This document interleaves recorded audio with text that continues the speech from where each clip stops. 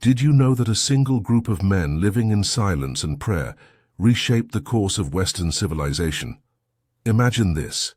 It's the year 800, and Europe is a fractured mess. Barbarian invasions, crumbling Roman roads, and knowledge teetering on the edge of extinction. Yet in the quiet corners of monasteries, medieval monks are doing something extraordinary. They're not just praying, they're saving history, inventing tools, and laying the foundations for the modern world. What if I told you that without these humble men in robes, you might not be watching this video today? Stick with me, because we're about to uncover how medieval monks changed history in ways that will leave you stunned. By the end, you'll see why their story isn't just about religion. It's about courage, innovation, and the human spirit. Let's dive in. Picture yourself in a cold, stone-walled monastery in the heart of 9th century Ireland. The wind howls. Outside, and Viking longships are raiding the coast. Inside, a monk named Brendan hunches over a parchment, his fingers stained with ink. He's copying a text from ancient Rome, a book that could be lost forever if he doesn't finish. This isn't just a job, it's a mission. Monks like Brendan believed they were preserving God's wisdom, but they were doing so much more. They were saving the knowledge of the past for the future. In an era we call the Dark Ages, when war and chaos threatened to erase centuries of learning, monasteries became the last bastions of scholarship. These weren't just places of prayer, they were libraries, schools, and think tanks rolled into one. The monks didn't just copy religious texts, they preserved works by Aristotle, Virgil, and Cicero, pagan authors whose ideas would later spark the Renaissance. Without their painstaking work, entire libraries of human thought might have vanished. But why should you care about a bunch of monks scribbling in candlelit rooms? Because their efforts ripple through time. Let's fast forward to your life today. Ever used a book? Thank a monk. The Codex, the bound book format we take for granted, owes its popularity to monasteries. Before monks, texts were written on scrolls which were clunky and hard to navigate. Monks perfected the Codex, making it easier to store, read, and share knowledge. That smartphone in your pocket? It's a distant cousin of the technologies. Monks helped pioneer. They didn't just save ideas, they created systems to spread them.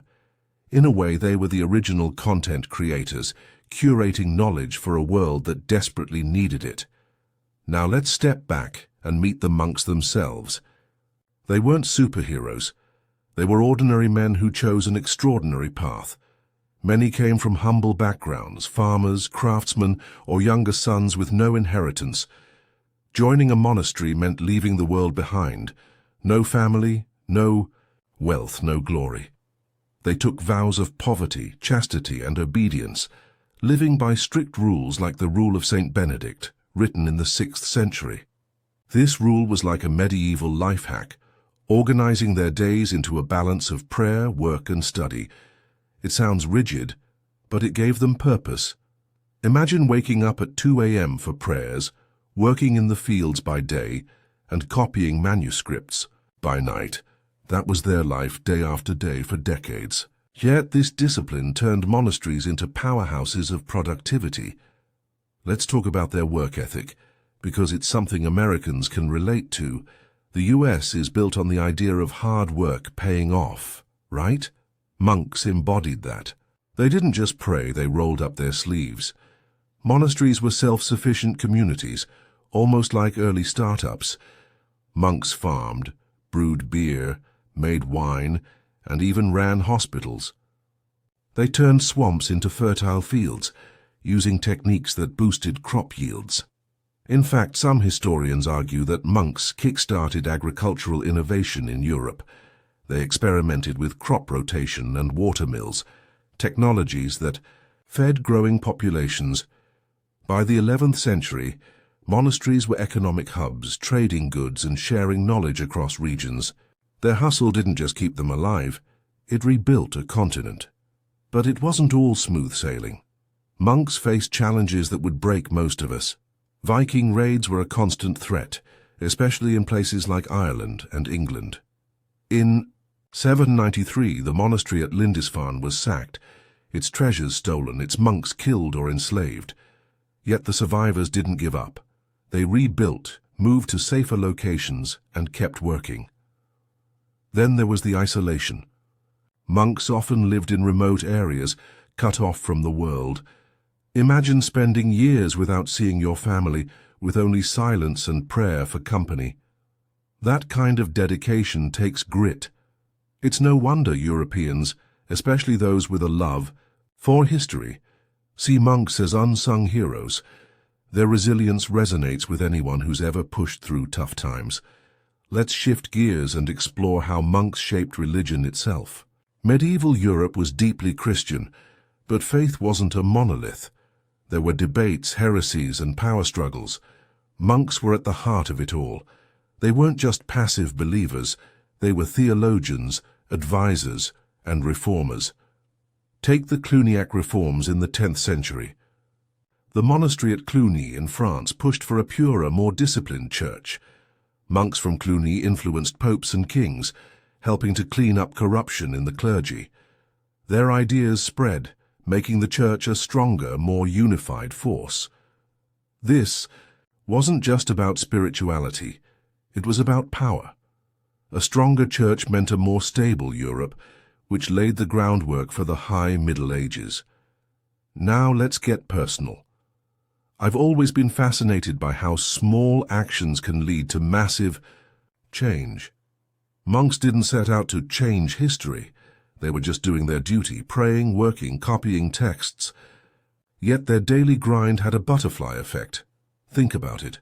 One monk, one manuscript, one idea preserved.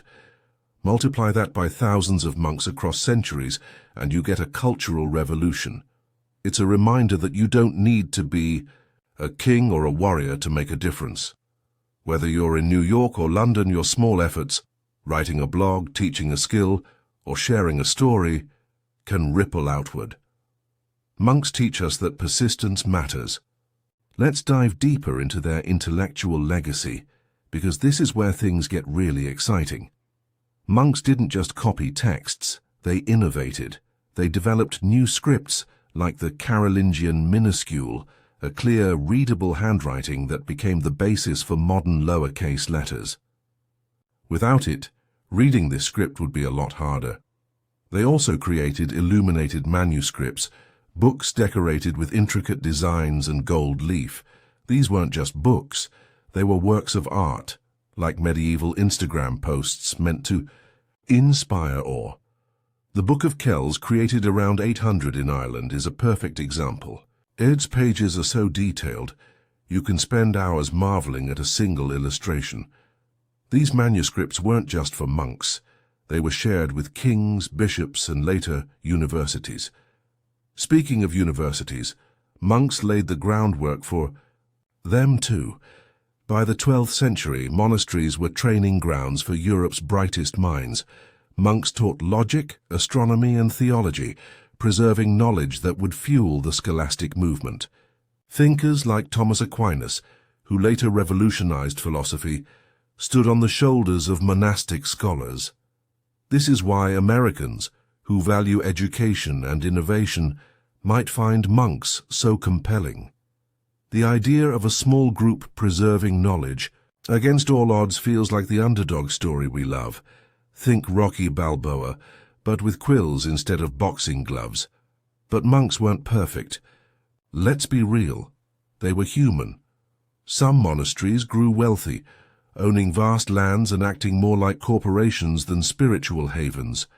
By the 12th century, critics like Saint Bernard of Clairvaux called out their excesses, pushing for simpler, more devout orders like the Cistercians. There were also internal conflicts. Monks debated everything from theology to daily routines, sometimes with surprising intensity. These tensions remind us that even in a holy setting, people are people. Yet these debates often led to progress, refining ideas that shaped the church and society. Let's zoom out and look at the bigger picture. Monks didn't just preserve the past, they built bridges to the future. Their monasteries were like time capsules, safeguarding ideas until Europe was ready to rediscover them. When the Renaissance hit in the 14th century, scholars turned to monastic libraries for inspiration. The rediscovery of classical texts preserved by monks fueled art, science, and exploration. Even the printing press, invented by Gutenberg in the 15th century, owes a debt to monks. Their codex format and script innovations made mass printing possible. It's wild to think that a monk copying a manuscript in 900 could indirectly lead to the internet age. Now let's talk about their spiritual impact, because this is where monks truly shine. For medieval Europeans, monasteries were beacons of hope. In a world of disease, war, and uncertainty, monks offered stability. They prayed for the souls of the living and the dead, acting as intermediaries between humanity and God. People donated land and wealth to monasteries, not just for charity, but to secure their place in heaven. This wasn't just superstition, it was a cultural lifeline. Monks gave people something to believe in, which is why their influence endured. Even today, in a secular world, the idea of finding meaning through service resonates. Americans, with their blend of individualism and community spirit, can see echoes of this in modern volunteerism or philanthropy. But what about the monks' daily lives? Let's step into their shoes. Imagine you're a novice in a Benedictine monastery. Your day starts before dawn with the first of 8 prayer services, called the Divine Office. You chant psalms in Latin, your voice blending with your brothers. Then it's off to the fields or the scriptorium, where you copy texts until your hand cramps. Meals are simple: bread, vegetables, maybe some fish on feast days. Silence is the rule, except during brief recreation periods. It's a life of routine but also purpose. You're not just working for yourself, you're part of something bigger. For a modern audience, especially Americans who value finding your why, this sense of mission is relatable. It's like dedicating yourself to a cause, whether it's a startup, a charity, or a creative project. Let's not sugarcoat it, though. Monastic life was tough.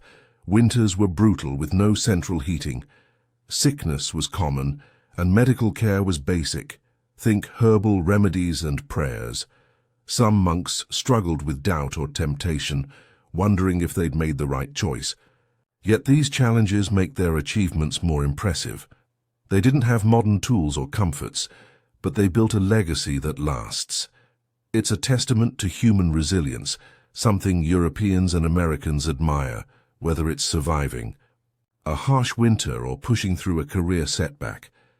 Now let's explore how monks influenced art and culture. Beyond manuscripts, they shaped music. Gregorian chant, named after Pope Gregory I, was developed in monasteries. Its haunting melodies still echo in churches and concert halls today. Monks also pioneered polyphony, the layering of voices that led to modern music. If you've ever listened to a choir or even a pop song with harmonies, you're hearing the distant influence of monastic creativity. Their art wasn't just for beauty, it was a way to connect with the divine and inspire others. This blend of creativity and purpose is something creative types in the US and Europe can relate to. Think of it as the medieval version of a passion project. Let's wrap up with a reflection. The story of medieval monks isn't just about religion, it's about what humans can achieve when they commit to something bigger than themselves. They faced raids, isolation, and a crumbling world, yet they preserved knowledge, built communities, and shaped the future. Their legacy is in every book you read, every university you visit, every moment of beauty or meaning you find. It's a story of ordinary people doing extraordinary things, which is why it resonates across centuries and continents. So, what can we take away from this? First, small actions matter. Whether you're writing a blog, teaching a kid, or volunteering, you're part of a chain that stretches back to those monks. Second, resilience is key. Life throws challenges, maybe not Viking raids, but deadlines, doubts, or setbacks. monks show us that pushing through pays off. Finally, find your purpose. Monks lived for something bigger, and that gave them strength. What's your why? I'd love to hear about it in the comments. Share one thing you're passionate about or tell me how this story inspired you. And if you found this video mind-blowing, hit that like button, subscribe and ring the bell. You won't want to miss what's next. Speaking of next, have you ever wondered about the darker side of medieval religion? Our next video dives into the dark secrets of the Inquisition, medieval trials. Trust me, it's a wild ride you don't want to miss. See you there.